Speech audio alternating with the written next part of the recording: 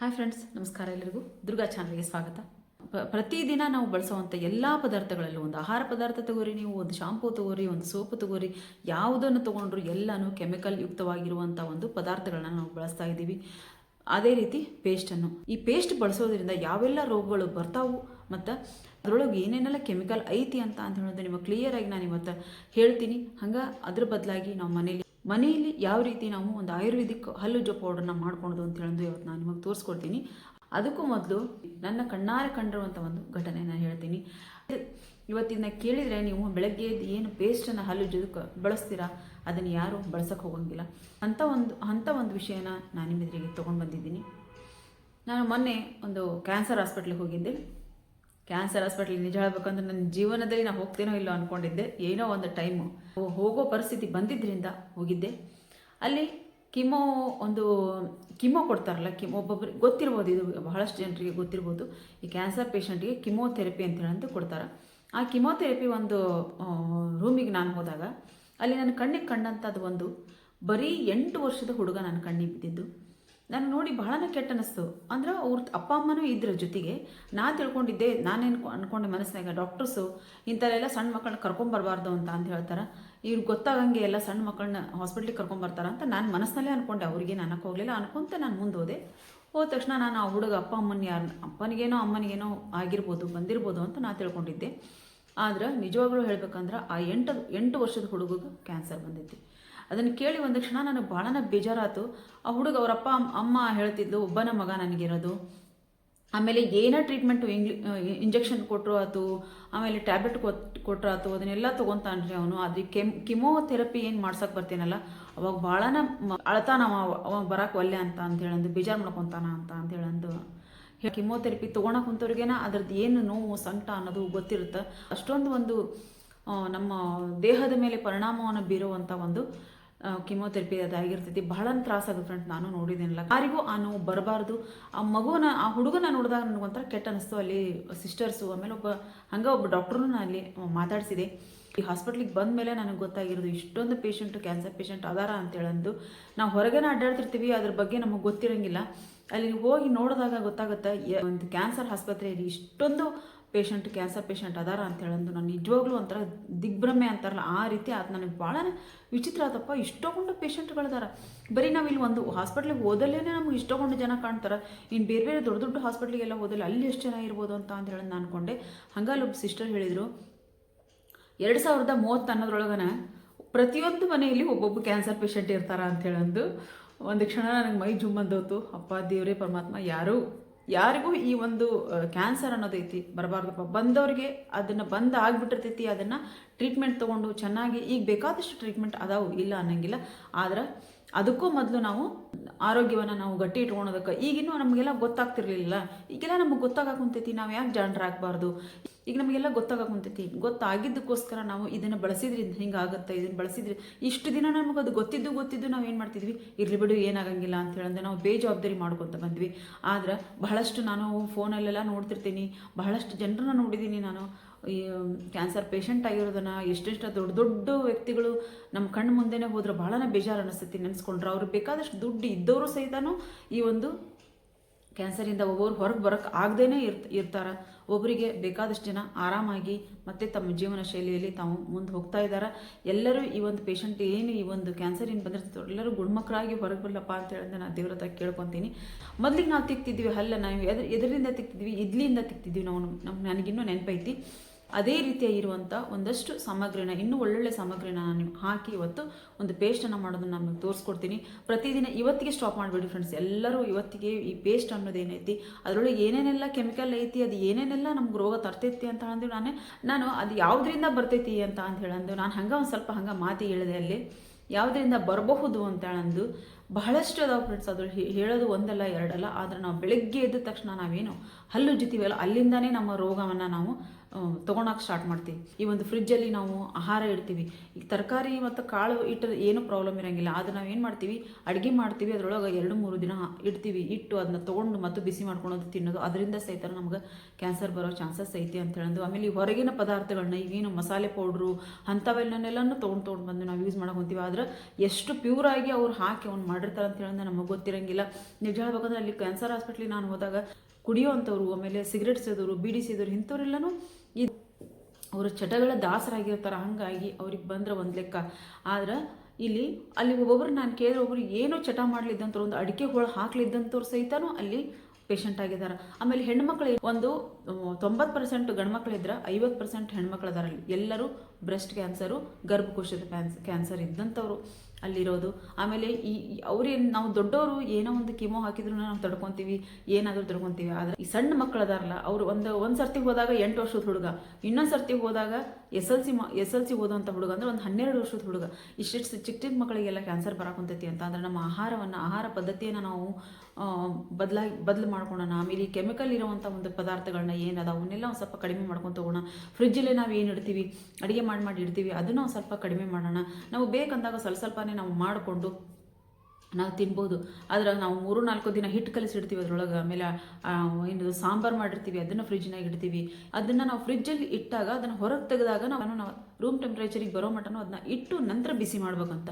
ನಾವೇನು ಮಾಡ್ತೀವಿ, ಡೈರೆಕ್ಟಾಗಿ ಫ್ರಿಜ್ ಹೆಂಗಿದೆ ತೊಗೊತೀವಿ, ಸೀದಾ ನಾವು ಅಡುಗೆ ಗ್ಯಾಸಿನ ಮೇಲೆ ಇಟ್ಟು ಬಿಸಿ ಮಾಡ್ಕೊಂಡ್ಬಿಡ್ತೀವಿ. ಅದು ಒಟ್ಟು ನಮಗೆ ಏನಿದ್ರು ಅರ್ಜೆಂಟು, ಬೇಗನೆ ಆಗಬೇಕು. ನಮಗೋಸ್ಕರ ನಾವು ಟೈಮ್ ಕೊಡೋಣ, ನಮಗೋಸ್ಕರ ನಾವು ಟೈಮನ್ನು ಕೊಟ್ಟು ನಮ್ಮ ಆರೋಗ್ಯವನ್ನು ಕಾಪಾಡ್ಕೊಳ್ಳೋಣ ಅಂತ ಹೇಳ್ತೀನಿ. ಈ ಒಂದು ಪೌಡ್ರನ್ನ ನಾನು ಇವತ್ತು ಮಾಡಿ ತೋರಿಸೋದು ಭಾಳನೇ ಚೆನ್ನಾಗಿದೆ. ನಾನು ಈ ಒಂದು 8 ದಿನ ಆಯ್ತು ನಾನು ಹಾಸ್ಪಿಟ್ಲಿಗೆ ಹೋಗಿ ಬಂದು. ಅವಾಗ ಹೋಗ್ತಿರ್ತೀನಿ. ಈ ಇನ್ಸಿಡೆಂಟ್ ಆಗಿರೋದು ನನ್ನ ಕಣ್ಣಿಗೆ ಬಿದ್ದಿರುವಂಥದ್ದನ್ನು ನಾನು ಇದನ್ನೆಲ್ಲ ಕೇಳಿರುವಂಥದ್ದಾಗಲಿ 8-10 ದಿನ ಆಗ್ಬೋದು ನಾನು ಇದನ್ನ ಕೇಳಿ. ಅವಾಗಿಂದ ನಾನು ತೊಗೊಂಬಂದು ಅದನ್ನ ರೆಡಿ ಮಾಡಿ ಇಟ್ಕೊಂಡಿದ್ದೀನಿ. ಇವತ್ತು ನಿಮ್ಗೆ ಇಷ್ಟು ನಾನು ಏನೇನೆಲ್ಲ ಹಾಕಿ ಅದನ್ನು ರೆಡಿ ಮಾಡ್ಕೊಂಡಿದ್ದೀನಿ ಅಂತ ತೋರಿಸ್ತೀನಿ. ಆಮೇಲೆ ಹಲ್ಲು ಅಷ್ಟು ಚೆನ್ನಾಗಿ ಕ್ಲೀನ್ ಆಗ್ತಾವೆ. ಯಾಕೆ ಅದನ್ನ ಈ ರೀತಿಯಾಗಿ ನಾವು ಮಾಡ್ಕೋಬಾರ್ದು? ನಮ್ಮ ಬಹಳಷ್ಟು ಜನರಿಗೆ ಗೊತ್ತೈತಿ, ಈಗಿನ ಮಕ್ಕಳಿಗೆ ಗೊತ್ತಿರಲಿಕ್ಕಿಲ್ಲ ಇದ್ದಿಲಿಂದ ಹಲ್ಲು ತಿಕ್ಬೋದು ಅಂತ ಹೇಳೋದು. ಆದರೆ ನಮಗೆಲ್ಲ ಗೊತ್ತೈತಿ. ನಾವು ಚಿಕ್ಕವರಿದ್ದಾಗೆಲ್ಲ ನಾವು ಇದ್ದಿಲಿಂದ ಹಲ್ಲನ್ನು ನಾವು ತಿಕ್ಕಿದ್ದೀವಿ ಅಂತ ಹೇಳೋದು. ಇದ್ದಿಲು ಅಥವಾ ಕುಳ್ಳು ಅದನ್ನು ಸುಟ್ಟು ನಾವು ಕುಳ್ಳಿಂದನೂ ನಾವು ಹಲ್ಲನ್ನು ತಿಕ್ಕಿದ್ದೀವಿ. ಈಗ ಬಿಟ್ಟು ಎಲ್ಲನೂ ಬರೀ ಕೆಮಿಕಲ್ಲು. ಅದರಿಂದ ನಾವು ಹಲ್ಲು ತಿಕ್ತಾ ಇದ್ದೀವಿ. ದಯವಿಟ್ಟು ಈ ಒಂದು ಮೊದಲಿಗೆ ಇದನ್ನು ಒಂದೊಂದನ್ನೇ ನಾವು ಕಡಿಮೆ ಮಾಡ್ಕೊತ ಹೋಗೋಣ. ಕಡಿಮೆ ಮಾಡ್ಕೊತ ಹೋದಾಗ ಅದು ನಮಗೆ ರೂಢಿ ಆಗಿಬಿಡ್ತದೆ. ಅದು ಎಲ್ಲ ಒಂದು 4 ದಿನ ತ್ರಾಸ ಕಷ್ಟ ಅನ್ನಿಸ್ಬೋದು. ಇದನ್ನ ಹೆಂಗೆ ತಿಕ್ಬೇಕಪ್ಪ ಅಂತ ಹೇಳೋದು. ನಂತರ ನಾವು ಅದಕ್ಕೆ ಈಗ ಹೆಂಗೆ ನಾವು ಪೇಸ್ಟಿಗೆ ನಾವು ಒಗ್ಗಿಕೊಂಡಿವಿ, ಪೇಸ್ಟಿಗೆ ನಾವು ಹೆಂಗೆ ಅಡ್ಜಸ್ಟ್ ಆಗಿವಿ, ಹಂಗೆ ಅದಕ್ಕೂ ನಾವು ಅಡ್ಜಸ್ಟ್ ಆಗ್ತೀವಿ. ಈಗ ನಾವು ಇದ್ದಿಲು ಒಬ್ಬರಿಗೆ ಸಿಗೋಂಗಿಲ್ಲ. ನಾವು ಬೇಕಾದಷ್ಟು ಜನ ನಾವು ಎಲ್ಲರೂ ಸಿಟಿ ಒಳಗೆ ಅದೀವಿ ಅಂತ ಹೇಳಂದ್ರೆ ನಾವು ಹಳ್ಳಿ ಜನ, ನಮಗೆ ಗೊತ್ತಿರಂಗಿಲ್ಲ ಅನ್ನಂಗಿಲ್ಲ. ಆಮೇಲೆ ನಾವು ಹಳ್ಳಿಯವರಾಗೇ ಇರ್ತೀವಿ. ಅರ್ಧಕ್ಕೆ ಜನ ಹಳ್ಳಿಗೆ ಹೋದ್ರೆ ಬೇಕಾದಷ್ಟು ನಮಗೆ ಇದ್ದಿಲು ಸಿಗ್ತಾವೆ. ನಾವು ಅದನ್ನ ತೊಗೊಂಬಂದು ಪೌಡ್ರ್ ಮಾಡಿ ಅದರೊಳಗೆ ಇನ್ನೊಂದೆರಡು ಪೌಡ್ರ್ ನಾನು ಹಾಕಿದ್ದೀನಿ. ಅದನ್ನು ಯಾವ ರೀತಿ ಮಾಡಿದೆ ಅಂತ ಹೇಳೋದು ನಾನು ನಿಮ್ಗೆ ತೋರಿಸ್ತೀನಿ. ಅದಕ್ಕೂ ಮೊದಲು ಯಾರೆಲ್ಲ ಚಾನಲ್ನ ಸಬ್ಸ್ಕ್ರೈಬ್ ಮಾಡ್ಕೊಂಡಿಲ್ಲ ದಯವಿಟ್ಟು ಸಬ್ಸ್ಕ್ರೈಬ್ ಮಾಡಿಕೊಂಡು ಬೆಲ್ ಬಟನ್ ಕ್ಲಿಕ್ ಮಾಡಿರಿ. ಆಲ್ ಬಟನ್ ಕ್ಲಿಕ್ ಮಾಡೋದ್ರಿಂದ ನಾನು ಹಾಕುವಂಥ ಸ್ಕಿನ್ ಕೇರು, ಹೆಲ್ತ್ ಕೇರು ಮತ್ತು ಹೇರ್ ಕೇರು ವಿಡಿಯೋಗಳು ನಿಮಗೆ ಆದಷ್ಟು ಬೇಗ ನೋಟಿಫಿಕೇಶನ್ ಬರ್ತಾವೆ ಅಂತ ಹೇಳ್ತಾ ಬರೀ ಈಗ ಈ ಪೌಡ್ರನ್ನ ಯಾವ ರೀತಿ ಮಾಡೋದು ಅಂತ ಹೇಳಿ ನಾನು ನಿಮಗೆ ತೋರಿಸ್ಕೊಡ್ತೀನಿ.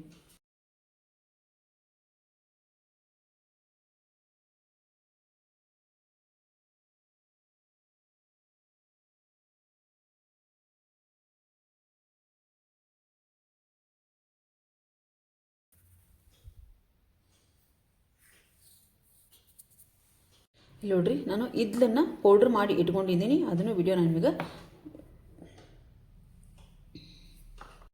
ಇಲ್ಲಿ ನೋಡ್ರಿ, ಇದ್ದಿಲು ಪೌಡ್ರ್ ಮಾಡಿದ್ದಲ್ಲ ಅದನ್ನ ಇಲ್ಲೊಂದು ಪ್ಲೇಟಿಗೆ ಹಾಕ್ಕೊಂಡು ಇದನ್ನು ನಾನು ಎಷ್ಟು ಇದಕ್ಕೆ ನಿಮ್ಗೆ ಕರೆಕ್ಟಾಗಿ ನಾನು ಕ್ವಾಂಟಿಟಿ ಹೇಳ್ತೀನಿ. ಇದು ನೋಡ್ರಿ, ಇದು ಎಷ್ಟು ಐತಪ್ಪ ಅಂದ್ರೆ ಒಂದು 3 ಸ್ಪೂನಷ್ಟು ಇದು ಪೌಡ್ರ್ ಐತಿ. 3 ಸ್ಪೂನಷ್ಟು ಐತಿ. ಅಂದರೆ ನೀವು ಇದಕ್ಕೆ ಎಷ್ಟು ಅಂದರೆ ನಾನು ನಿಮಗೆ ಕರೆಕ್ಟಾಗಿ ಕ್ವಾಂಟಿಟಿ ಗೊತ್ತಾಗಲಿ ಅಂತೇಳಂದು ಇಲ್ಲಿ ಕ್ವಾಂಟಿಟಿನ ಹೇಳ್ತಿದ್ದೀನಿ. ನೋಡ್ರಿ ಇದು 3 ಸ್ಪೂನಷ್ಟು ಐತಿ. ಇದಕ್ಕೆ ನಾನು 1 ಸ್ಪೂನಷ್ಟು ಪೂರ್ತಿಯಾಗಿ ಇದು 1 ಸ್ಪೂನು ಉಪ್ಪು ಐತಿ. ಇದನ್ನು 1 ಸ್ಪೂನಷ್ಟು ಉಪ್ಪು ಹಾಕೋತೀನಿ ನಾನಿಲ್ಲಿ. ಈಗ ಇನ್ನೊಂದು ಇಲ್ಲಿ ಮೇನ್ ಆಗಬೇಕಾಗಿರುವಂಥದ್ದು ಇಲ್ಲಿ ನೋಡ್ರಿ, ಇದು ತ್ರಿಫಲ ಚೂರ್ಣ ಅಂತ ಹೇಳಂದು. ಇದರೊಳಗೆ ಅಳಲೆಕಾಯಿ ಮತ್ತು ತಾರೆಕಾಯಿ ಮತ್ತು ಬೆಟ್ಟದ ನೆಲ್ಲಿಕಾಯಿ ಈ 3 ಒಣಗಿಸಿ ಪೌಡ್ರ್ ಮಾಡಿರುವಂಥ ಒಂದು ಪೌಡ್ರ್ ಇದಾಗಿರ್ತೈತಿ. ಇದನ್ನು ನಾನಿಲ್ಲಿ 3 ಸ್ಪೂನಷ್ಟು ಇಡ್ಲಿ ಪುಡಿಗೆ 1 ಸ್ಪೂನಷ್ಟು ಉಪ್ಪು ಹಾಕಿದ್ದೀನಿ. ಹಾಗೆ ಇದನ್ನು 1 ಸ್ಪೂನಷ್ಟು ನಾನು ಹಾಕೊತೀನಿ. ಇಲ್ಲಿ ಇದಕ್ಕೆ ಇನ್ನೂ 2 ಇಂಗ್ರೀಡಿಯೆಂಟ್ಸನ್ನು ನೀವು ಹಾಕೋಬೇಕಾಗತ್ತಿ. 1 ಸ್ಪೂನಷ್ಟು ಬೇವಿನ ಸೊಪ್ಪು, ಆಮೇಲೆ ಒಂದು 4 ಲವಂಗನ ಇದಕ್ಕೆ ಕುಟ್ಟಿ ಆದರೂ ಹಾಕೋರಿ.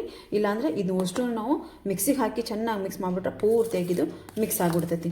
ಈ ಒಂದು ತ್ರಿಫಲ ಚೂರ್ಣದಿಂದ ಬೇಕಾದಷ್ಟು ಬೆನಿಫಿಟ್ಸ್, ನಮ್ಮ ಆರೋಗ್ಯಕ್ಕೂ ಬೇಕಾದಂಥ ಬೆನಿಫಿಟ್ಸ್ ಅದಾವು, ಕೂದಲಿಗೂ ಬೇಕಾದಂಥ ಬೆನಿಫಿಟ್ಸ್ ಅದಾವು. ಅದನ್ನು ನಾನು ಮುಂದೆ ನೆಕ್ಸ್ಟ್ ವಿಡಿಯೋ ಒಳಗೆ ಅದನ್ನ ತರ್ತಾ ಹೋಗ್ತೀನಿ. ನಾವು ಈ ರೀತಿಯಾಗಿರುವಂಥ ಈ ಪೌಡ್ರನ್ನ ನಾವು ರೆಡಿ ಮಾಡಿ ಇಟ್ಕೊಂಡ್ವಿ ಅಂತ ಅಂದ್ರೆ ಪ್ರತಿದಿನ ಈ ಒಂದು ಪೌಡ್ರಿಂದ ನೀವು ಹಲ್ಲು ತಿಕ್ಕೋದ್ರಿಂದ ನಿಮ್ಮ ಹಲ್ಲು ಗಟ್ಟಿ ಆಗ್ತಾವು. ಯಾವುದೇ ರೀತಿ ಕೆಮಿಕಲ್ ಇಲ್ಲದೆ ಇರೋದ್ರಿಂದ ನಾವು ಆರಾಮಾಗಿ ಮಕ್ಕಳು, ನಾವು ದೊಡ್ಡವರು ಎಲ್ಲರೂ ಈ ಒಂದು ಪೌಡ್ರನ್ನ ಯೂಸ್ ಮಾಡ್ಬೋದು. ಟೂತ್ಪೇಸ್ಟಲ್ಲಿ ಏನೇನೆಲ್ಲ ಒಂದು ಕೆಮಿಕಲ್ ಇರ್ತಾವೆ ಅಂತ ಹೇಳಂದ್ರೆ ನಾನು ಅಲ್ಲೆಲ್ಲ ಅವ್ರು ಹೇಳಿದ ಮೇಲೆ ನಾನು ಪೇಸ್ಟಿಂದಾನು ಈ ಒಂದು ಕ್ಯಾನ್ಸರ್ ಬರುತ್ತಾ ಅಂತ ಹೇಳಂದು ಅವ್ರು ಹೇಳಿದಾಗ ನಾನು ಮನೆಗೆ ಬಂದು ಮಾಡಿದ ಕೆಲಸನೇ ಈ ಸರ್ಚು. ಏನು ಸರ್ಚ್ ಮಾಡಿದ್ನಪ್ಪ ಅಂದರೆ ಈ ಟೂತ್ಪೇಸ್ಟಲ್ಲಿ ಏನೇನೆಲ್ಲ ಕೆಮಿಕಲ್ ಇರ್ತೈತಿ ಅಂತ ಹೇಳಂದು ಇಲ್ಲಿ ಒಂದು ಸ್ವಲ್ಪ ನಾನು ಬರೆದಿರುವಂಥ ಒಂದು 4 ನಾನು ಇಲ್ಲಿ ಬರೆದಿಟ್ಕೊಂಡಿದ್ದೀನಿ. ಅದನ್ನಷ್ಟೇ ಕೇಳಿದ್ರೆ ಸಾಕು, ನೀವು ಇವತ್ತಿಂದನೇ ಪೇಸ್ಟಿಂದ ಹಲ್ಲು ಉಜ್ಜೋದನ್ನ ಇವತ್ತೇ ಬಿಡ್ತೀರಿ ನೀವು. ಇಲ್ಲಿ ನೋಡ್ರಿ, ಟೂತ್ಪೇಸ್ಟಲ್ಲಿ ಸ್ಯಾಕ್ರಿನ್ ಅನ್ನೋ ಒಂದು ಕೆಮಿಕಲ್ ಇರುತ್ತೆ.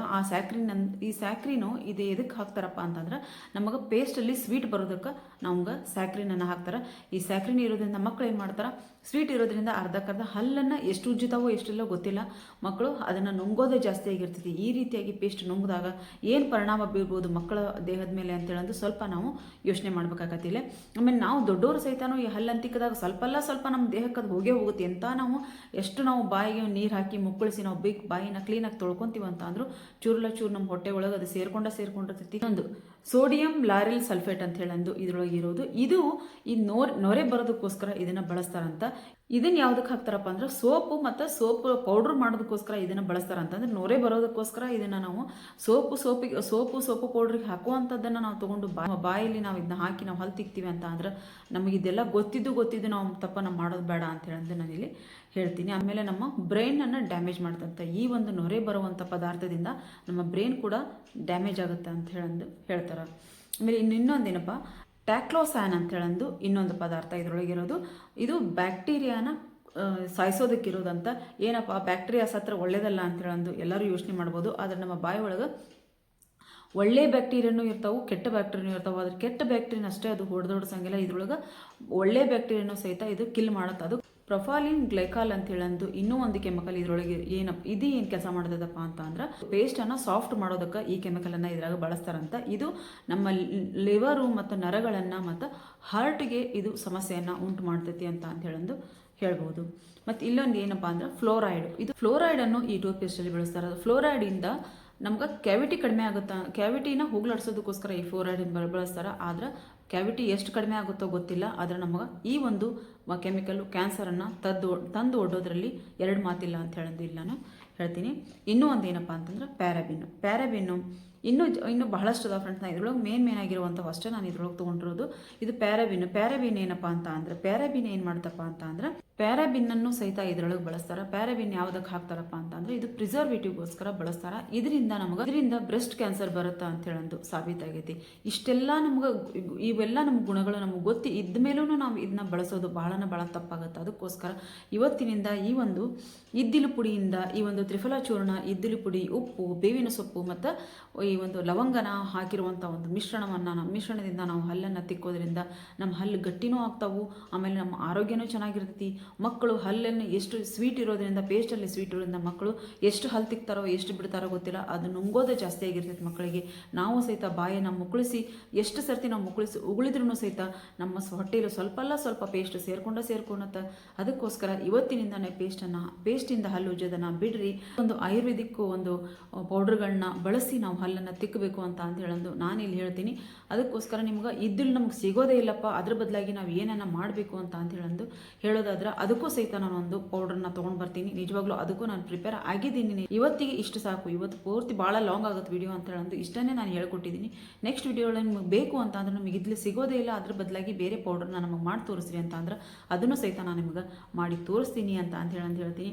ಇವತ್ತಿನಿಂದಾನೇ ಎಲ್ಲರೂ ಪೇಸ್ಟಿಂದ ಹಲ್ಲು ಉಜ್ಜೋದನ್ನು ಸ್ಟಾಪ್ ಮಾಡಿರಿ.